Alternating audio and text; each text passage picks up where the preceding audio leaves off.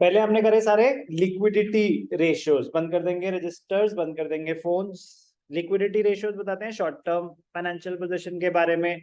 अब हम कर रहे हैं सॉल्वेंसी रेशियो। सॉल्वेंसी रेशियोज बताते हैं लॉन्ग टर्म फाइनेंशियल पोजीशन के बारे में। इसमें हम क्या क्या पढ़ेंगे? डेट इक्विटी रेशियो पढ़ेंगे, प्रोप्राइटरी रेशियो पढ़ेंगे, total assets to debt ratio पढ़ेंगे और इंटरेस्ट कवरेज रेशियो पढ़ेंगे। इंटरेस्ट कवरेज रेशियो मैं आपको अभी नहीं कराऊंगा, प्रॉफिटेबिलिटी रेशियोज के साथ कराऊंगा, क्योंकि उसमें जो कॉन्सेप्ट यूज हो रहा है वो प्रॉफिटेबिलिटी में कहीं ज्यादा यूज होता है। तो तब समझोगे तो ये बहुत छोटी सी चीज रह जाएगी, अभी रिलेट नहीं कर पाओगे। तो अभी हम सॉल्वेंसी में सिर्फ और सिर्फ ये तीन रेशियोज अभी कवर करेंगे, debt equity, total assets to debt और प्रोप्राइटरी रेशियो। पर्पस क्या है सॉल्वेंसी रेशियोज का? Long term financial position assess करना। एक एक करके बात करेंगे। पहला रेशियो डेट इक्विटी रेशियो, बड़ा ही सिंपल, बड़ा ही मजेदार, ध्यान से देखना। डेट इक्विटी रेशियो बड़ा मुश्किल है इसका फॉर्मूला भूलना। क्यों? क्योंकि फॉर्मूला क्या है? Date upon equity. फॉर्मूला क्या है? Date upon equity. डेट क्या होता है? डेट होता है आपके बोरोइंग्स, टोटल बोरोइंग्स या सिर्फ लॉन्ग टर्म बोरोइंग्स, सिर्फ और सिर्फ लॉन्ग टर्म। तो डेट मतलब आपकी नॉन करेंट लाइबिलिटीज।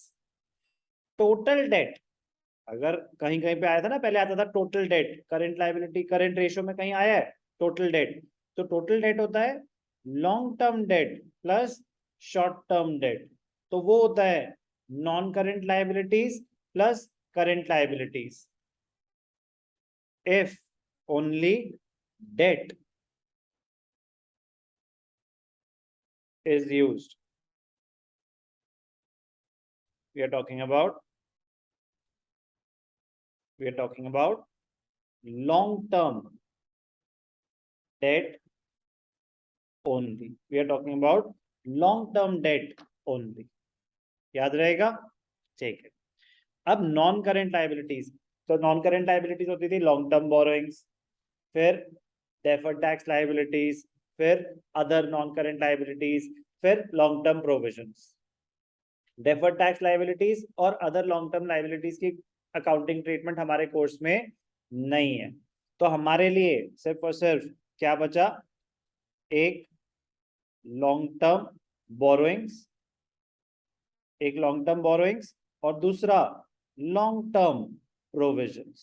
दो ही चीजें बची, लॉन्ग टर्म बोरोइंग्स और लॉन्ग टर्म प्रोविजंस। तो डेट में नॉन करेंट लाइबिलिटीज आती हैं। क्या चारों? नो, सिर्फ दो, लॉन्ग टर्म प्रोविजन और लॉन्ग टर्म बोरोइंग्स। बाकी तो इसलिए नहीं आती क्योंकि हमारे अकाउंट कोर्स में नहीं है, हमारे कोर्स में नहीं है इसीलिए नहीं आती। रियल लाइफ में तो सारी नॉन करेंट लाइबिलिटीज कवर होती हैं।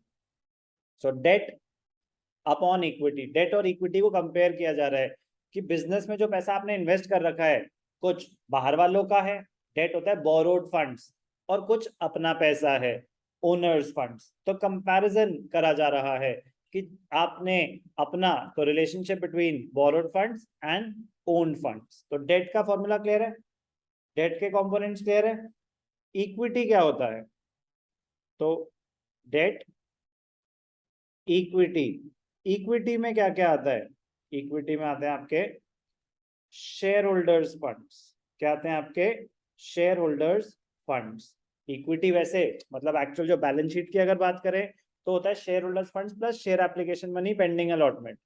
But share application money pending allotment की अकाउंटिंग ट्रीटमेंट हमारे कोर्स में नहीं है, तो इसलिए बचा क्या? सिर्फ और सिर्फ share holders funds. Sir share holders funds में तो तीन सब हेड्स होते हैं, एक शेयर कैपिटल, एक शेयर रिजर्व्स एंड सरप्लस, और money received against share warrants. Money received against share warrants not in course. तो क्या बचा? सिर्फ और सिर्फ शेयर कैपिटल और रिजर्व्स एंड सरप्लस। तो शेयर होल्डर्स फंड्स में क्या क्या आता है? शेयर कैपिटल, और क्या आता है? रिजर्व्स एंड सरप्लस, और क्या क्या आता है? Share warrants. Share warrants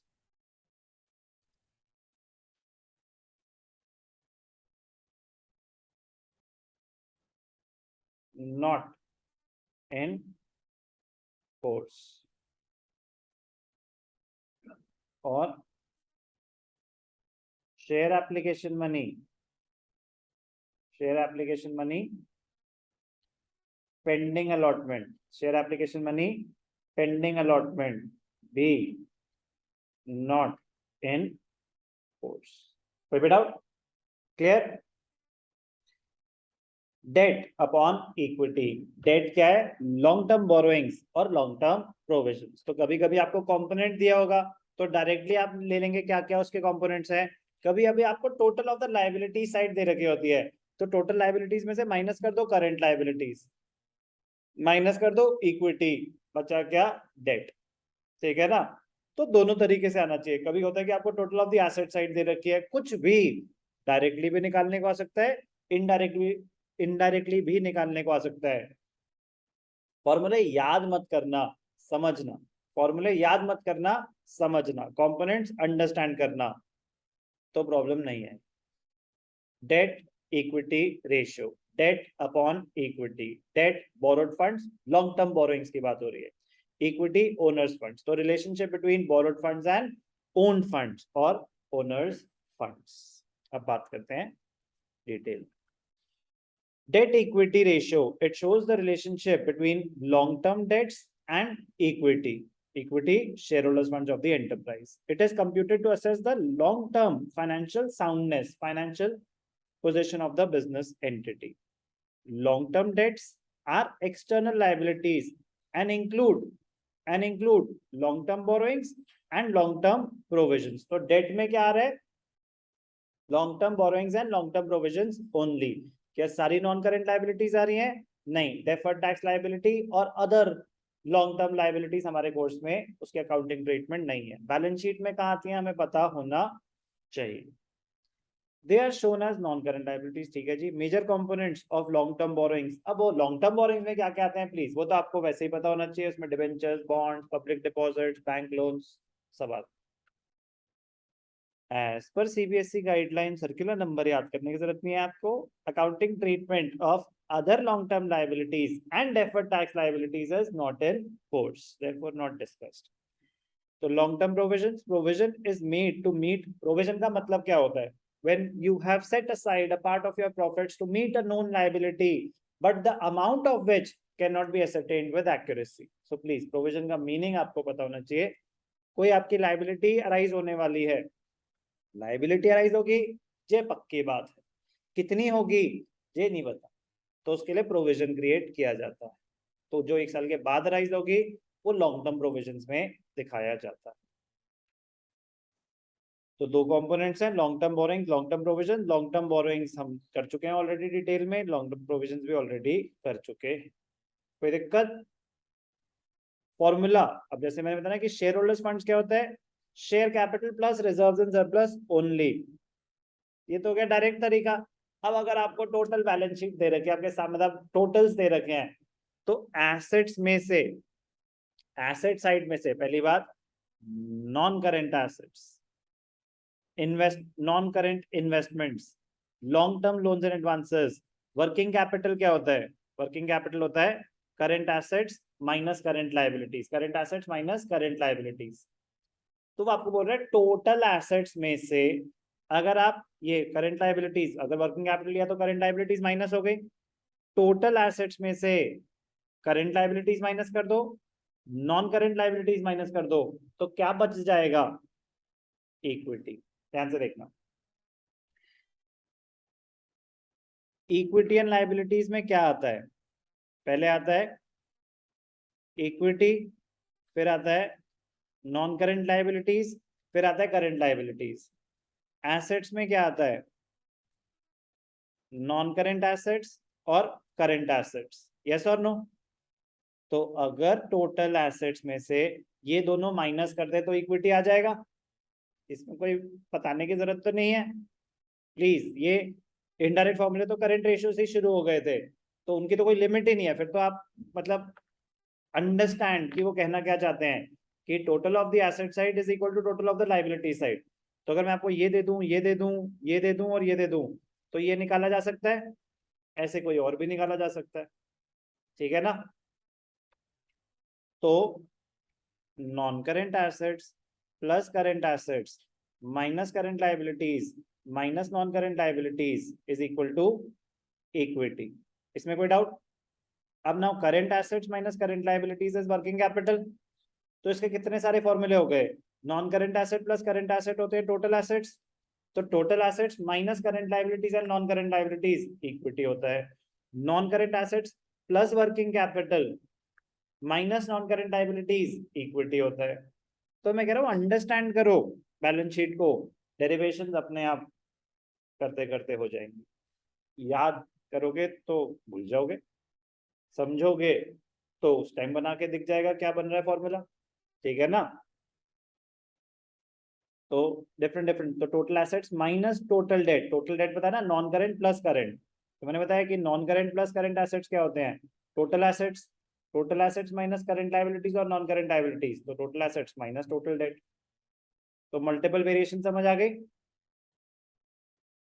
formula क्या है? डेट अपॉन इक्विटी, ठीक है, रेशियो। अब कैपिटल एम्प्लॉयड अभी जो आएगा ना, आप छोड़ भी सकते हो अभी, अभी के लिए, जब तक मैं प्रॉफिटेबिलिटी पे नहीं चला जाता। क्यों? प्रॉफिटेबिलिटी में कैपिटल एम्प्लॉयड पे 20 मिनट की डिस्कशन होने वाली है। कैपिटल एम्प्लॉयड एक बहुत बड़ा और बहुत इंपॉर्टेंट कॉन्सेप्ट है, यहाँ पे तो पूरी बात ही नहीं हो रही, आगे जाके होगी, फिर वही चीज यहाँ भी यूज होगी। कैपिटल एम्प्लॉयड होता है money invested in the business, चाहे अपनी या बाहर वाली, money invested in the business. तो अभी मैं आपको कुछ नहीं बता रहा कैपिटल एम्प्लॉयड के बारे में, अभी बस ये बता रहा हूँ कि डेट प्लस इक्विटी होता है। क्या होता है? डेट प्लस इक्विटी और non current assets plus working capital. मैंने आपको नहीं बताया कैपिटल एम्प्लॉयड के ये डेरिवेशन कैसे है, इसकी पूरी प्रॉपर लॉजिक है कि दोनों सेम कैसे रिजल्ट दे सकते हैं, नहीं बता रहा मैं अभी। मैं कह रहा हूँ पूरा प्रॉफिटेबिलिटी में रेशियो है रिटर्न ऑन कैपिटल एम्प्लॉयड। तो कैपिटल एम्प्लॉयड की डिस्कशन है ना कि एसेट साइड अप्रोच से फॉर्मूला क्या बनता है, लायबिलिटी साइड अप्रोच से अभी नहीं, अभी डेट इक्विटी कर रहे हैं, तो हम अपने फोकस से शिफ्ट कर जाएंगे।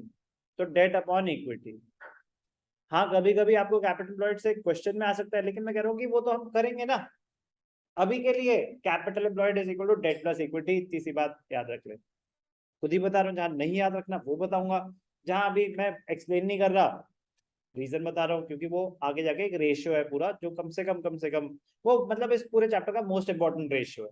तो मैं वो शॉर्ट में कैसे कर सकता हूँ, वो पॉसिबल नहीं। सारी बातें हो गई हैं। आइडियल रेशियो क्या है? 2:1 है। Objective and significance, it measures the ratio in which long term borrowings और external funds and shareholder funds are invested. तो एक रेशियो है, कह रहे अपने पैसे कितने डाले? 1 करोड़, और डेट कितना है? 5 करोड़। कह रहे मतलब बाहर से 5 टाइम्स ले रखे हैं जितना आपने अपना डाला है, बाहर के पैसों से खेल रहे हो। तो बहुत रिस्की पोजीशन है, बहुत रिस्की पोजीशन। 2:1 एक आइडियल रेशियो माना जाता है, उससे ज्यादा आप फाइनेंशियल रिस्क पे खेल रहे हो, क्योंकि बाहर से पैसा मतलब इंटरेस्ट बर्डन, ठीक है कि नहीं। तो एक ऑप्टिमम मिक्स होना चाहिए डेट और इक्विटी में। 2:1 को एक ऑप्टिमम मिक्स माना जाता। कोई डाउट? जितना कम उतना शेयर होल्डर्स सेफ फील करेंगे। डेट इक्विटी रेशियो जितना कम होगा, शेयर होल्डर्स उतना सेफ फील करेंगे, क्योंकि पहले बाहर वालों का पैसा दिया जाता है, फिर कुछ बच जाए तो ओनर्स में डिस्ट्रीब्यूट होता है। जितना ज्यादा होगा date equity ratio, share holders उतना ज्यादा रिस्क पे है, यार लग नहीं रहा हमारे पैसे मिलेंगे अगर कुछ ऊंच नीच हो गई तो।